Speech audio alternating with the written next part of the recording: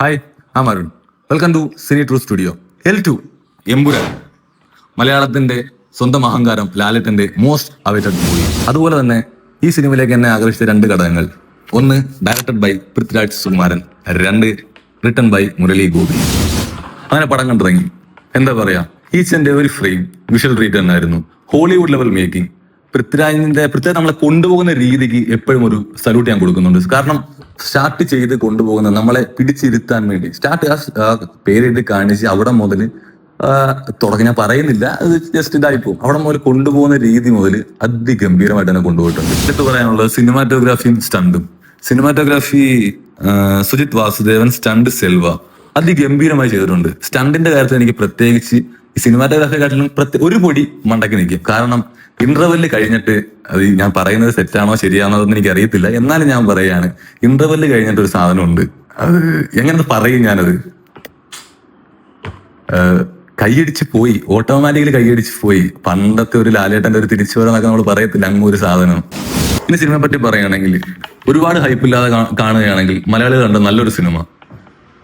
എനിക്കതിനകത്ത് ഇഷ്ടപ്പെട്ട ഒരു 5-6 കാര്യങ്ങൾ ഞാൻ പറഞ്ഞുതരാം. ഒന്ന്, ലാലേട്ടനെ കാണിച്ച സ്ക്രീൻ പ്രസൻസ്. വാവ്. ഒരു എടുത്തെടുത്ത് പറയുന്ന ഓരോ സീനുകൾ ഞാൻ പറയുന്നില്ല, പക്ഷെ എനിക്ക് ഇഷ്ടപ്പെട്ട 2 സീനുകൾ ഞാൻ പറഞ്ഞുതരാം. ഒന്ന്, ക്ലൈമാക്സ് സ്റ്റണ്ടിനകത്ത്. പിന്നെ ഇന്റർവെല് കഴിഞ്ഞിട്ടുള്ള ഒരു ഭാഗം വരുമ്പോഴത്തേക്ക് അത് രണ്ടും അതിമനോഹരം. പിന്നെ അത് പൃഥ്വിരാജിന്റെ കുറച്ച് സംഭവങ്ങള്. മഞ്ജു ചേച്ചി കൊടുത്തേക്കുന്ന റോള് അത്യുഗ്രം. ലൂസിഫറിനകത്തിനെക്കാട്ടിലും ഒരു പടി മണ്ടയ്ക്ക് തന്നെ. സ്റ്റോറി ബേസ് ലൂസിഫറിന്റെ കൂടെ തന്നെ രാഷ്ട്രീയം ഇച്ചിരി എക്സ്റ്റെൻഡ് ആയിട്ട് അത് പറയുന്നുണ്ട്. റിവെഞ്ച്, ഇത് രണ്ടും.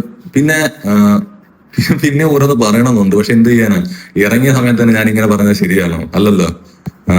പിന്നെ അടുത്തൊരു കാര്യം കൂടി പറയാനുള്ളത്, 2 ക്യാരക്ടേഴ്സ് ഉണ്ട് ഒരു ക്യാമിയോ രീതിയിൽ. അടുത്ത് തേയിലോട്ടുള്ള ലീഡ് കൊള്ളാം, അതും കൊള്ളായിരുന്നു. പിന്നെ എനിക്ക് ദഹിക്കാത്ത 2-3 കാര്യങ്ങൾ ഇതിനകത്ത് ഞാൻ പറയാം. ഒന്ന്, ഈ ക്യാമിയോ റോളല്ല, 2-3 റോളുകൾ, 2-3 ക്യാരക്ടേഴ്സ് അങ്ങൊന്നും കാണിക്കാൻ വേണ്ടിയിട്ട് കൊണ്ടുവച്ചേക്കുന്നതായിട്ട് എനിക്ക് തോന്നി.